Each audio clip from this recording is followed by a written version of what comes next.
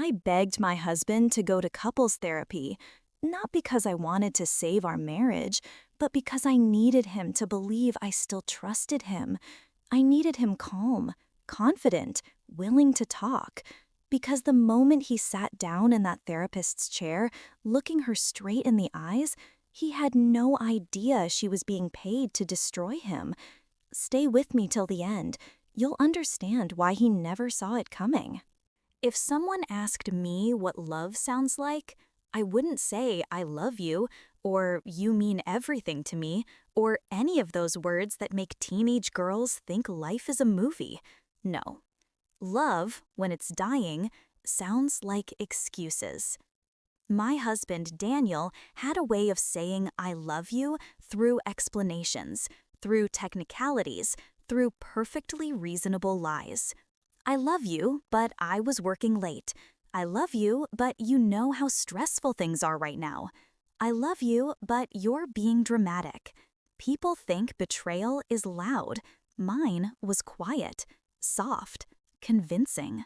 The first time I noticed something wrong, it didn't come from lipstick stains or late-night phone calls. It came from the way he smiled, a little too much at his phone, like the screen itself told better jokes than I did. I caught him once, typing, smirking, backspacing. I asked who he was texting. He didn't hesitate. Mike from the office. His tone was warm, calm, reassuring, like he was telling me the truth, like I was an idiot to even question it. And that was the problem. He didn't try to hide the lie. He made me feel crazy for noticing it. That was the moment I realized the truth wasn't something he would hide. It was something he would weaponize. The first break. We live in Maplewood Springs, a middle-class, ordinary-looking town with ordinary-looking marriages, backyards with plastic playsets, pickup trucks that never get muddy, and husbands who coach Little League while pretending they're good men. Maplewood Springs is the kind of town where people cheat quietly, not with passion, but with convenience, with routine, with boredom. Affairs here don't look like romance movies. They look like car rides after work, quick lunches, deleted messages, a phone turned face down during dinner. Daniel was the type of man who cared a little too much about appearances. Pressed shirts, trimmed beard, perfect shoes, always polite, always saying the right thing at barbecues. He didn't cheat because he fell in love. He cheated because he wanted a mirror that worshipped him. And I wasn't worshiping him anymore. The confession I needed. I didn't need proof he was cheating. I needed proof of who he actually was. Not evidence, character. See, you can catch a cheater with photos, screenshots, GPS tracking, and everyone on social media will say, "Good, leave him." But in real court, in a real divorce, in real custody battles, evidence isn't enough. You need documentation, history, behavior patterns, recorded emotional abuse. You need a reason why a judge should believe you over him. And Daniel was charming, manipulative, smart, the kind of man who could twist a crime into a misunderstanding. So I didn't need to expose him. I needed him to expose himself. And that's why I asked for therapy. Not to fix us, but to build a case. Setting the trap. I suggested therapy after dinner on a Tuesday night, when he was distracted, scrolling through sports on his phone. "Dan, maybe we should talk to someone. You know, for us." He didn't look worried. He smirked like I was being emotional again. "If that's what you need, sure, I'll support you." There it was again. Support, not remorse, not effort, just compliance. Just enough to look like a good husband. He agreed too quickly, because therapy to him was another stage, another place to perform. He was confident he could control the narrative. He would charm the therapist the way he charmed everyone else. Good. I needed him. The therapist. Her name was Dr. Emery Cole. Small office, soft voice, warm smile, gentle clothes, nothing flashy. She looked harmless. But she was a licensed emotional trauma specialist who worked with lawyers, not a fake therapist, not an actor, a professional who documents abuse in marriages with subtle psychological evaluations, and everything said in her office, legally usable. I didn't tell her to trap him. I just told her the truth. Daniel had been lying, manipulating, maybe cheating, gaslighting me for months. She asked me one question. Do you want to save the marriage, or do you want to protect yourself? I said, protect myself. She didn't react with shock, no judgment, just a calm nod. Then let him talk. The more he explains himself, the more we learn about who he is. The first session. Daniel came in with confidence, handsome, polished, smiling like a man who rehearsed being vulnerable. He sat back in the chair, legs spread, arms wide, the classic power stance men take when they believe they are in control. He started with predictable lines. We've just been under stress. She misinterprets things. I don't want her to think I'm the bad guy. He wasn't defending himself. He was positioning himself, strategizing, manipulating the therapist's perception. And Dr. Emery kept nodding, like she believed him, like she was charmed. And I stayed quiet, which annoyed him. Men like Daniel expect women to fight, cry, argue, perform the crazy wife. My silence threatened his narrative. He needed me emotional to look innocent. He paused mid-sentence, waiting for me to challenge him. I didn't. I stayed still, emotionless, unreactive. He looked nervous for the first time. Daniel expected me to break first. He waited and waited. The room felt heavy, like even the air wanted to avoid choosing sides. That's when Dr. Emery asked a simple question, aimed gently at him. Daniel, could you share one example of when you felt misunderstood by your wife? He smiled, relieved. Finally, a chance to play the victim. He leaned back and said, Sure, like last month, when I was working late.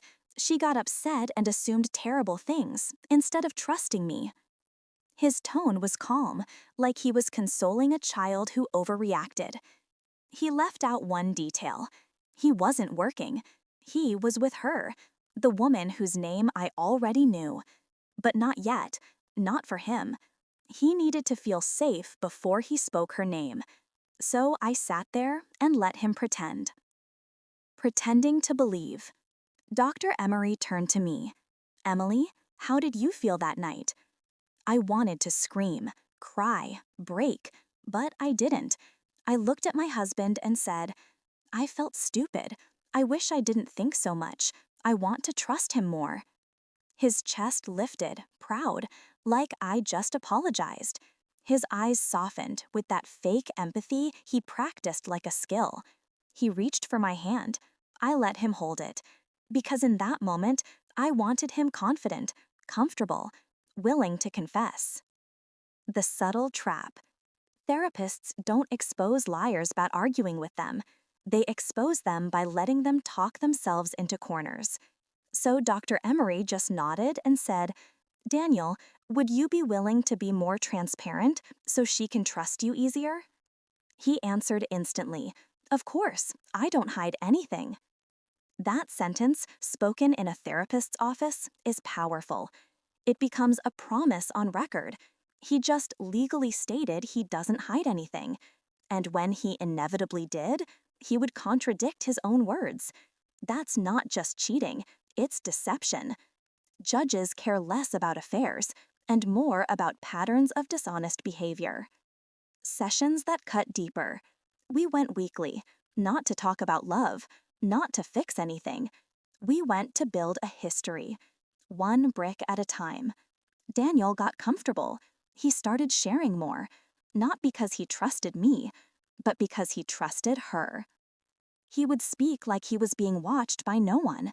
He acted like I wasn't there, like he and Dr. Emery were in a private conversation. That was the key. He needed an audience to admire him, to believe he was good. People like him cheat because they want attention. They confessed for the same reason. The first slip. It was session 3. Dr. Emery asked, "Daniel, what do you think makes a marriage healthy?" He said without blinking, "Honesty, loyalty, and knowing your partner respects your time." Then he said something that changed everything. "I give her all of that. If I ever spend time with someone else, it's only for work, never emotional." Someone else, not coworkers, not friends, someone else. A vague, careless phrase from a confident liar. I watched Dr. Emery write it down. A private talk. After that session, Dr. Emery pulled me aside. Just me, in her office, door closed. She said quietly, "He's comfortable. He thinks he has control." I nodded. "He does." She shook her head slowly. "Not for long. But I want you to prepare emotionally. He won't confess because he feels guilty. He'll confess when he thinks it makes him look justified." That line sat in my stomach like ice. Justified. She nodded. "He'll blame you. Watch for it. He'll admit the truth, but only after making it your fault." I swallowed hard. And she was right. Because the next week, he confessed. Just not the way I expected. The fourth session. Daniel walked in different that day. Nervous energy, fidgeting fingers. Not guilt, something else. Defensiveness. He sat down and didn't wait to be asked questions. He launched into a speech like a man preparing a closing argument in his own trial. "I just think sometimes Emily doesn't understand the pressure I'm under. I don't think she appreciates how lonely it gets when your own spouse doesn't make you feel valued, when she assumes the worst instead of being supportive." There it was. Blame. Not a confession, a justification. The calm before a truth told with clean hands. Dr. Emery leaned in slightly. "Daniel, are you saying your emotional needs weren't being met?" Perfect prompt. Not accusatory, just encouraging. He exhaled dramatically. "Exactly." Then he looked straight at me, like I forced him to sin. And when someone else listens, it becomes easy, too easy, and I hate that I let it get that far. There it was. He didn't say her name, not yet, but he admitted someone existed. That wasn't enough. Cheating isn't just about actions, it's about intent, communication, secrecy. He needed to reveal more. Pressure without force. Dr. Emery nodded neutrally. "Thank you for being honest. It takes courage to say that out loud." He relaxed again, thinking he was safe. Then she asked, "What do you mean by too far?" A simple question that could mean anything. Daniel hesitated. He calculated. Then he spoke slowly, like a man confessing to the smallest acceptable version of the truth. "We talked a lot, and I shouldn't have. I knew I was crossing boundaries. I knew it would hurt Emily if she knew." He looked at me like I created the boundary he crossed. It just felt nice to be heard. I needed it. Needed. Not wanted. Not accidentally slipped into. He framed it as emotional necessity. He cheated because the marriage lacked support. Classic abuser's narrative. Dr. Emery wrote more. Then she asked, "Was it purely emotional?" There it was, the moment he would decide whether to lie or confess. He chose something in between. The key lie. "We kissed, once, but it didn't feel right. I stopped it. I realized it wasn't worth losing my family over." A perfect lie. Tiny, controlled, forgivable. He admitted just enough to avoid being a liar, but not enough to expose who he really was. I didn't react. I didn't cry or yell or leave, which made him uncomfortable. He expected pain, tears, drama. He needed it, because without my reaction, he had no way to measure how much more to lie. His eyes narrowed slightly. He wanted control. He didn't have it. When he slipped, trying to regain dominance, he continued talking, trying to explain, like he was teaching morality. It was a mistake, but if Emily was more patient, more loving, I wouldn't have felt so alone in the first place. I'm not a bad guy. I just needed connection. And she gave me that. She understood me. She. Dr. Emery caught it. What's her name? Daniel froze.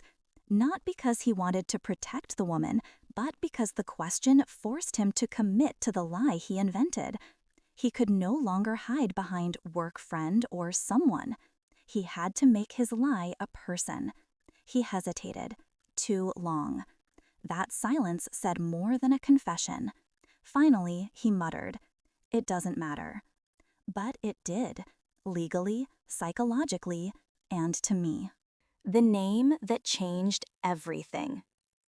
Daniel's "it doesn't matter" hung in the air like stale smoke. He looked at the carpet, not at me, not at Dr. Emery. He was stalling. That was good. Stalling means fear. Fear means vulnerability. Dr. Emery didn't push him. She didn't chase the answer. Instead, she breathed slowly and asked, "Why does saying her name make you uncomfortable?" The question didn't imply guilt, it implied emotion. Daniel swallowed hard. He wasn't protecting her, he was protecting himself. If he said her name, the affair became real. Not a mistake, not a boundary slip, not a single kiss, a relationship. Finally, he said it, barely above a whisper. "Her name is Jenna." The silence. The moment he said it, the session didn't explode. There was no shock, no gasping, none of the dramatic reactions he probably expected. Just quiet acknowledgement. Dr. Emery nodded once. "Thank you." That's it. He wanted punishment. He wanted anger. He wanted emotional fallout to prove why he felt alone. But when he got nothing, he felt exposed, ridiculous, overly dramatic. His face flushed slightly. He didn't expect therapy to be this uneventful. Confession without consequences is unsatisfying to a manipulator. He shifted in his seat, suddenly insecure. Good. The therapist's strategy. Dr. Emery didn't say, "How long has this been going on?" She didn't say, "Are you still talking to her?" She didn't ask the cliché questions that give cheaters room to lie in clean timelines. She asked the one question that forces truth to reveal itself. Why, Jenna? Not how, not when, not what happened. Why? Cheaters can explain actions. They struggle to explain motives without exposing who they truly are. Daniel blinked. Out of all questions, he wasn't prepared for that one. He rubbed his jaw, looked at the ceiling, then said, "Because she listens." A generic answer. Defensive. Weak. Dr. Emery leaned a little forward. "Listens or agrees with you." Daniel paused again. That hesitation was an admission, not verbal, but behavioral. He didn't want someone who understood him. He wanted someone who worshipped him. The narcissism slips out. His voice turned sharper, more emotional. "I work hard. I do everything for our family. I don't get recognition at home. Emily just keeps expecting more." His eyes flicked toward me. "Jenna thinks I deserve appreciation for what I do. She supports me. She doesn't criticize every decision." Every word was an accusation against me, disguised as a compliment to her. Not, "I loved her." Not, "I was drawn to her." Just, "She makes me feel admired." That was the motive. Not loneliness, validation.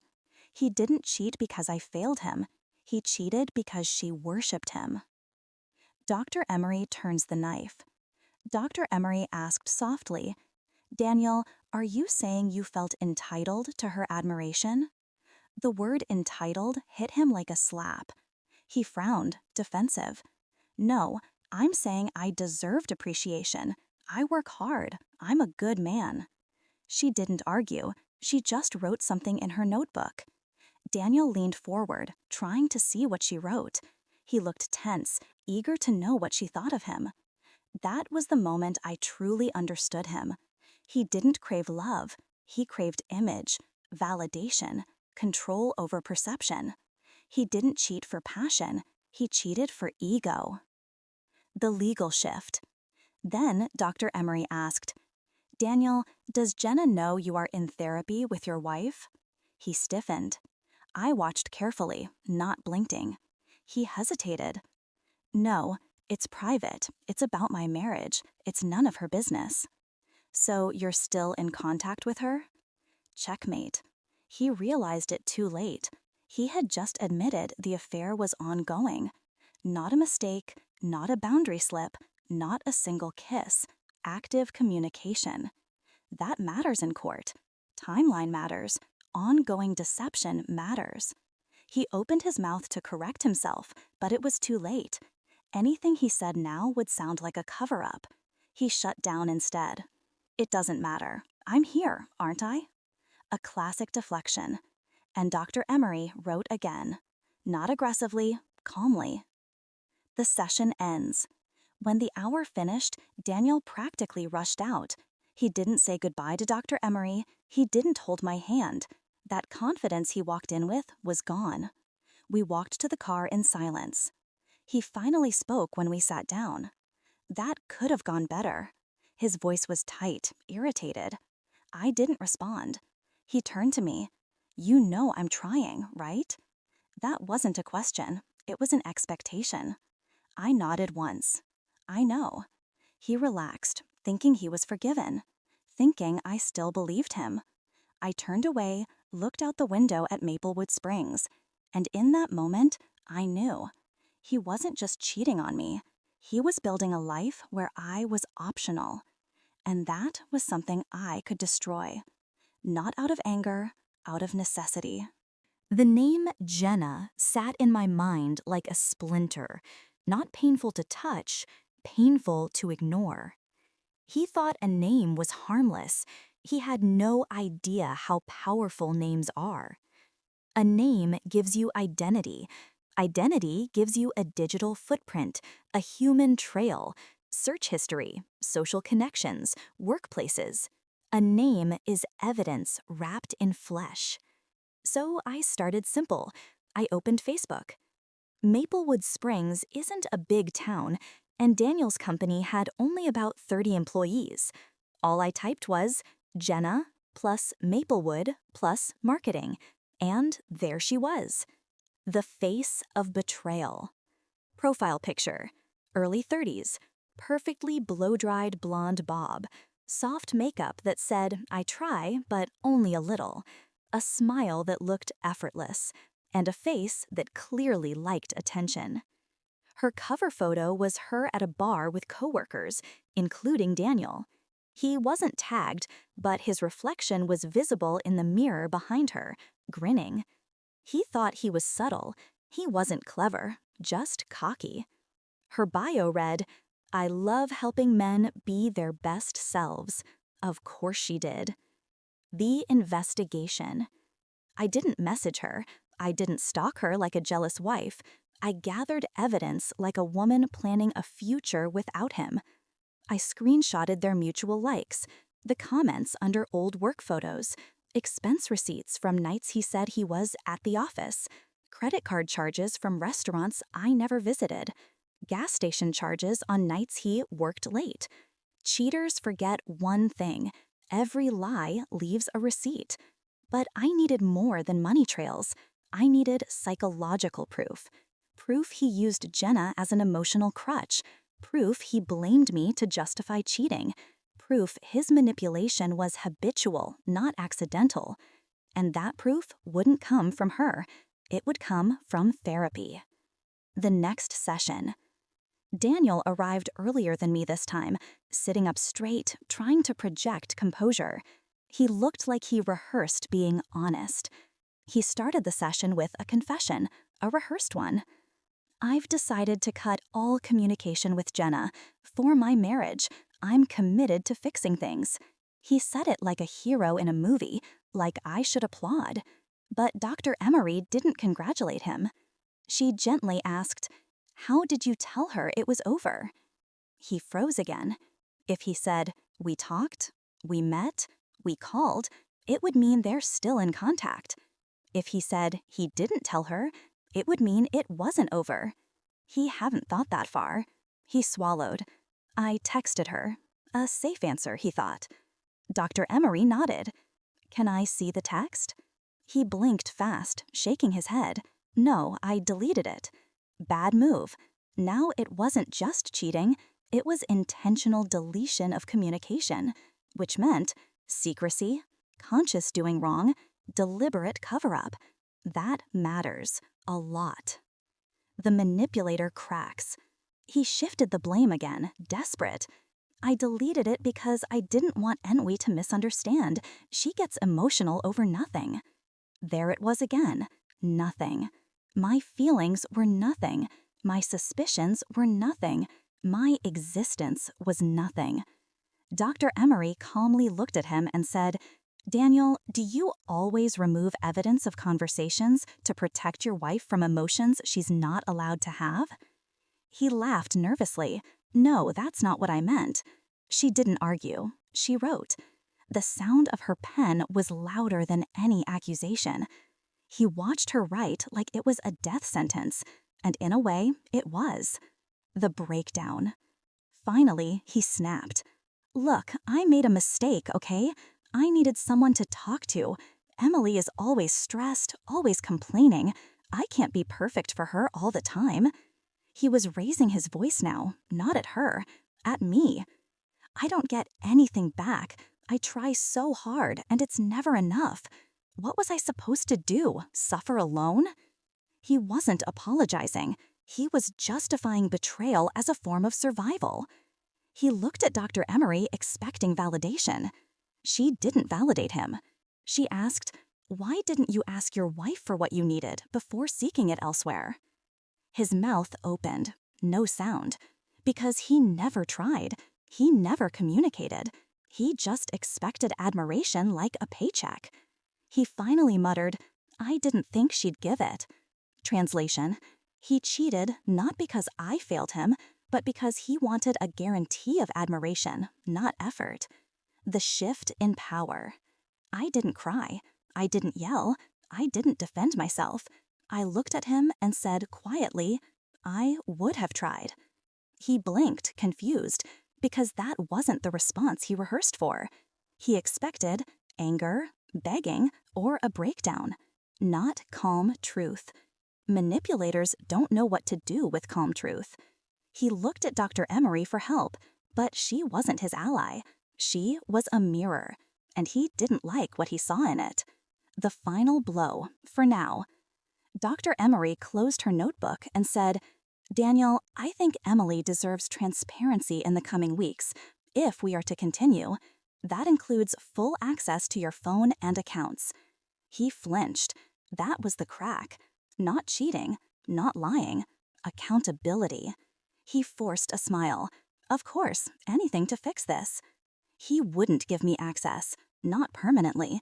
He would pretend, he would restrict, he would delete, and every attempt to hide would become evidence of deceit. His cheating wasn't the weapon, his dishonesty was. Leaving the office. On the drive home, he didn't speak, not a word. His silence meant he knew, not that he was guilty, but that he was trapped.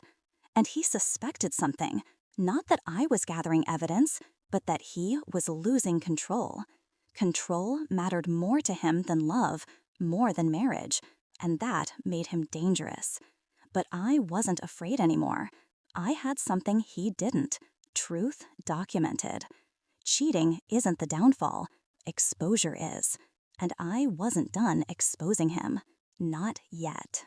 When we pulled into the driveway, Daniel rushed into the house ahead of me. He didn't slam the door. He didn't yell.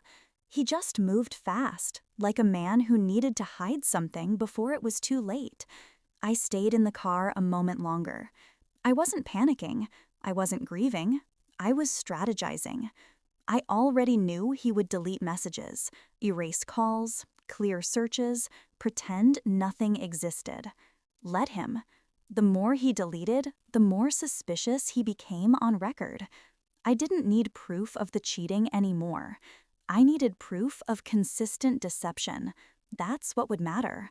In counseling, in court, in custody, in financial negotiations. Cheating was just a crack. His lies would be the collapse. The consultation. I didn't call a divorce lawyer. Not yet. I called a family law specialist who works quietly with therapists. Her name was Avery Locke. She asked for an intake meeting. Not in court, not in an office downtown. In a modest room, barely bigger than a pantry. No plaque on the door, no receptionist. Discretion was her profession. I explained everything: the therapy, the cheating, the manipulation, the promises to change. She didn't ask for evidence. She asked one question: has he ever tried to control your decisions or your access to information? I thought of all the ways he minimized questions. Why do you need to know? That's none of your business. Don't stress yourself with details. You wouldn't understand. You're overthinking. He didn't yell. He didn't threaten. He restricted. Small restrictions. Repeated restrictions.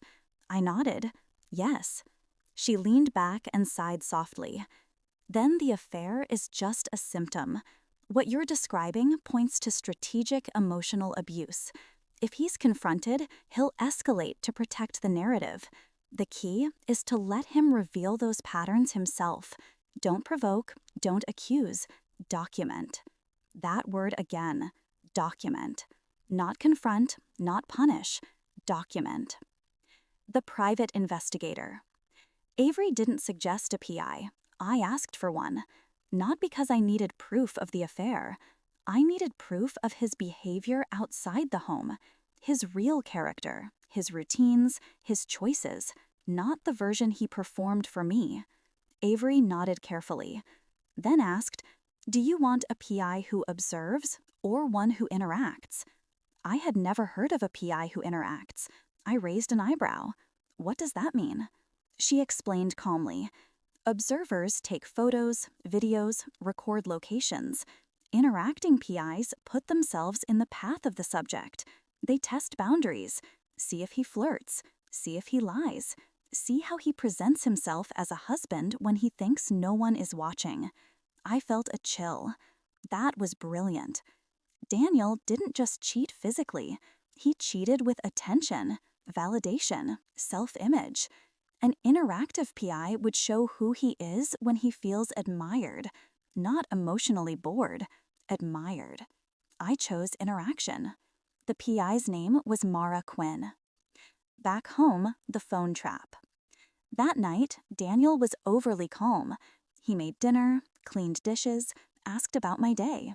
Fake domestic perfection.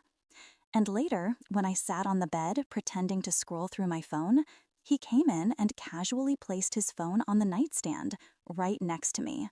Screen unlocked, face up. Invitation. A performance. He said lightly, "Since transparency matters now, you can look through it whenever you want." He was proud, smug even. I smiled. Not at him, at his mistake. He wanted me to check now, while everything was erased and sanitized. But if I touched the phone now, it would become a game. I needed him to forget the performance, to get comfortable again, to slip. So I looked at him gratefully, like I believed the act. "Thank you, that means a lot." He exhaled, proud of himself, like he'd just saved the marriage with a single gesture. He kissed my forehead and walked out. Confidence restored. Exactly what I needed. Jenna's side of the story. The next morning, I drove to a cafe across town before work, not to spy, to observe, because Jenna went to breakfast there every Thursday, according to social media check-ins and work patterns. She had a favorite corner seat by the window. I didn't approach her. I didn't glare or confront. I just sat in view, watching. She didn't look like a villain. She looked tired, foggy, scrolling through her phone, waiting too long for replies that clearly weren't coming. She checked her messages with a suppressed urgency, like someone addicted to the little dopamine drip of attention. Her eyes looked anxious, not happy, not in love, just desperate for validation. She wasn't stealing my husband. She was a mirror of what he created in me, a woman waiting for crumbs and calling them affection. The waiting game. She waited 18 minutes. Then her face shifted. A notification. Her eyes lit up. She typed fast, too fast, then held her breath for a reply that didn't come. Her whole emotion depended on someone else's attention. Daniel's attention. She wasn't in control of him. He was playing her the same way he played me. Then she did something interesting. She opened a private photo folder and stared at a mirror selfie she hadn't posted yet, a seductive one. She hovered over the share button like she wanted to send it, but didn't. She was waiting for him to ask, waiting to feel wanted. And suddenly, pity replaced anger. He wasn't dating her. He was managing her, just like he managed me. He didn't want love from anyone. He wanted dependency, validation, admiration, control. The shift in my mind. That's when I realized ending this wasn't about punishing him. It wasn't about freeing myself from a liar. It was about removing a man who feeds on admiration like oxygen, a man who creates insecurity to feel needed. It wasn't just betrayal. It was a strategy. And I wasn't just a wife trapped in it. I was about to become the one who exposed it, not emotionally, legally, psychologically, and permanently. Mara Quinn didn't look like a private investigator. No trench coat, no sunglasses, no attitude. She looked like the kind of woman Daniel would underestimate. Polished, subtle makeup, professional but not intimidating. The kind of woman men feel comfortable showing off to. That's why she was perfect. Avery introduced us through a secure email thread. No names, no personal numbers, just encrypted communication. Mara wrote, "Your husband seems to seek admiration. I'll offer it. Simple, strategic, surgical." She didn't need to catch him in the act. She needed to let him show who he was. The plan. Mara would accidentally meet him at the gym he recently joined. Not to work out, to build rapport. Daniel had bragged for weeks about how he deserved to be in shape for himself. He spent more time grooming before the gym than he did before work. He wasn't obsessed with health. He was obsessed with being looked at. Mara would not flirt. She would not pursue him. She would simply recognize his effort. Men like Daniel don't chase beauty. They chase admiration. The meet. 2 days later, I sat in the car outside the gym parking lot, not watching inside, just waiting for Mara's message. At 7:28 p.m., she texted, "Contact made." Then another. He corrected my workout form, said, "You're doing great. Most women are afraid to lift heavier." There it was, validation disguised as encouragement. Classic Daniel. Mara added, "He looked relieved when I thanked him. He wasn't flirting yet. He wanted credit." I stared at the words. Not angry, not jealous, just validated. What I suspected wasn't paranoia. It was a pattern. Mara's second update. At 7:39 p.m. I asked if he comes here often. He said he's rebuilding himself after a hard season in marriage. Hard season? That's what he called cheating. Then, he asked if I'm married. I said yes. He looked disappointed, then said, "Good men are rare these days." There it was. He wasn't stressed. He wasn't lonely. He wanted an audience, a backup supply of admiration, even with a wife, even with a mistress. Daniel needed a third echo. Coming home. He walked in the door that night smelling like cologne and gym sweat, not exhausted, satisfied. He kissed my cheek, not because he loved me, because he felt secure in his appeal. He made small talk while washing his protein shaker, the domestic performance again, backing into the role of good husband once he'd fed his ego elsewhere.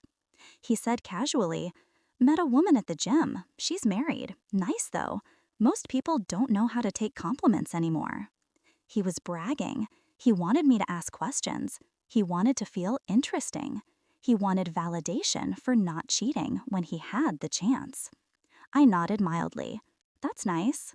He blanked, because my calmness robbed him of the performance. He needed my reaction to feel important.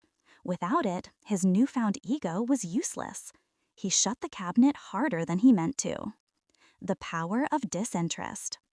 Daniel thrived on admiration, but he also thrived on opposition. If I fought him, he'd feel influential. If I cried, he'd feel desired. But when I was indifferent, he became invisible. Invisible men panic. Invisible narcissists rage. Invisible cheaters escalate. He wasn't angry yet, not visibly, but I could smell impatience on him like cheap aftershave. He needed attention wherever he could get it. The therapy session that shifted everything. The next session wasn't dramatic, not outwardly, but Daniel came in with that same self-righteous posture. He was ready to show progress, perform remorse, earn applause. He said things like, "I'm focusing on myself, being a better partner. I'm making changes one step at a time." It sounded rehearsed. Dr. Emery listened, nodding with a therapist's neutral smile. Then she asked, "Who are you making these changes for, Daniel? Yourself or your wife?" He paused, not because he cared about the question, because he couldn't decide which answer would make him look better. He finally said, "For both of us." Safe answer, too safe. Dr. Emery wrote something. His eye twitched at the sight of it. Then she leaned back and said, "Let's talk about emotional responsibility. You've said Emily didn't meet your needs, but did you communicate them clearly before seeking them elsewhere?" His jaw clenched. He wasn't being praised as a vulnerable man. He was being questioned as a responsible one. He stuttered through excuses. "Well, I tried. She didn't seem interested." She cut him off gently. "What did you specifically ask for?" He froze. He didn't ask for anything. He expected admiration, but he never expressed it as a need. He wanted applause, not support. He opened his mouth, closed it, opened it again, but no words came. And Dr. Emery wrote again. Not fast, slow, deliberate. He knew, without knowing the exact words, that he was being documented not as a confused husband, but as a man who used emotional neglect as an excuse for control. The message from Mara. Later that night, as Daniel showered, I received a text. He asked when I usually come to the gym, wants to work out together sometimes, said it would help keep him accountable. Accountable. He used that word again, the same word he used in therapy. I want accountability in my marriage, but he sought accountability in admiration from strangers, not in commitment to me, not in honesty, not in responsibility. He was building an audience, and audiences don't go to therapy. Audiences clap. The turning point. I texted Mara back. "Stay polite, don't pursue. Let him chase validation." She wrote, "He already is." And then, "He's not looking for a relationship. He's looking for worship. I can show that." I stared at the message. Suddenly, everything made sense. Jenna wasn't competition. Mara wasn't bait. They were mirrors. Mirrors showing who Daniel really was. A man addicted to applause. A man who needed admiration more than loyalty. A man who would feed off anyone who looked at him like he mattered. And I was done. It happened on a Sunday morning. The kind of morning that should smell like coffee and quiet, but it smelled like paranoia. Daniel came into the kitchen with his phone in his hand, unlocked, visible, like a display piece. He dropped it on the counter next to me with a casual shrug. "If you want to look, go ahead." He said it too loudly, too performatively. It wasn't an invitation. It was bait. He wanted a reaction. He wanted me to take it. He wanted to watch me scramble, search, panic, accuse. If I touched the phone now, I'd become the insecure wife digging for problems. He would win the narrative. So I looked him straight in the eyes and said, I don't need to. He blinked, a flicker of uncertainty. You don't? I shook my head. Trust isn't about checking. He didn't know whether to feel relieved or insulted. He grabbed the phone back a little too quickly. The control shift. That moment mattered, probably more than anything we'd said in therapy. He couldn't decide if I was naive or if I knew something he didn't. That uncertainty was poison to a man like him. If I'd searched his phone, he would have felt superior. If I'd confronted him, he would have felt in control. But if I did nothing, he had no narrative to work with, no way to defend himself, no reason to rage, just doubt. And narcissists drown in doubt. The gaslighting attempt. Later, he came into the living room, pacing slightly, trying to stir the pot without looking like he was stirring anything. You really don't care to check my phone? It sounded innocent. It wasn't. It was a test. I kept my eyes on the TV. If you're being honest, I don't need to. He paused, then switched tactics. Maybe you don't check because you don't care anymore. There it was. When they can't control your worry, they try to control your apathy. I didn't rise to it, just answered flatly. Maybe it's not about caring or not caring. Maybe it's just about being realistic. His face twitched, just slightly. Realistic. That word told him I saw him clearly, not fearfully. The argument without words. He threw himself on the couch next to me, forced a chuckle. Well, if you're being realistic, you'll see I'm doing my best. I looked at him calmly. Are you? His smile cracked. Not broken, cracked. He didn't know how to respond to a question that wasn't emotional. Questions don't feed narcissists. Arguments do. He needed a fight. I didn't give it to him. So he got up and walked away, muttering, unbelievable. Not because I did something wrong, but because I didn't do what he expected. The surprise from Jenna. Around noon, while Daniel showered, my phone buzzed. Not from Mara, from an unknown number. Just one message. Can we talk, please? I think you're Emily. I didn't know, I swear. It was her, Jenna. I stared at the message without replying. She sent another. He told me you were separated, said you're living as roommates. I'm so sorry. I felt no shock, no betrayal, just clarity. Daniel wasn't cheating because he was desperate for love. He was cheating because he was desperate for a narrative where he was the victim of an unloving wife. He told her we were separated. He told her I didn't care about him. He told her he was lonely while sleeping in our bed every night. He built a story where he was a misunderstood, tragic hero, and she bought it because she needed to. He didn't cheat on her. He used her, just like he used me. The decision. I didn't respond to Jenna, not yet. Her guilt was valuable. Her confusion was evidence. Her regret was a weapon. But she wasn't the target. Daniel was. And he was losing control. His audience. I stopped reacting. Mara wouldn't fall for him. Jenna was questioning him. Manipulators collapse when their audience stops believing. He wasn't losing me. He was losing relevance. And men like him fear irrelevance more than exposure. The predictable escalation. That evening, Daniel became suddenly affectionate, touchy, complimentary, asking me if I needed help with laundry, dinner, anything. He didn't want to fix things. He wanted reassurance that someone still admired him. He whispered in my ear at one point, I really love you, you know. Not because he felt it, because he needed me to. He hugged me tighter than usual, and in that forced closeness, I made a promise silently. I would not scream, I would not break, I would not hide. I would let him love me until loving me finally sunk his entire facade. If you want more stories where the truth wins quietly, hit subscribe and share this video with someone who needs to hear it. Real revenge isn't loud, it's smart. See you in the next story.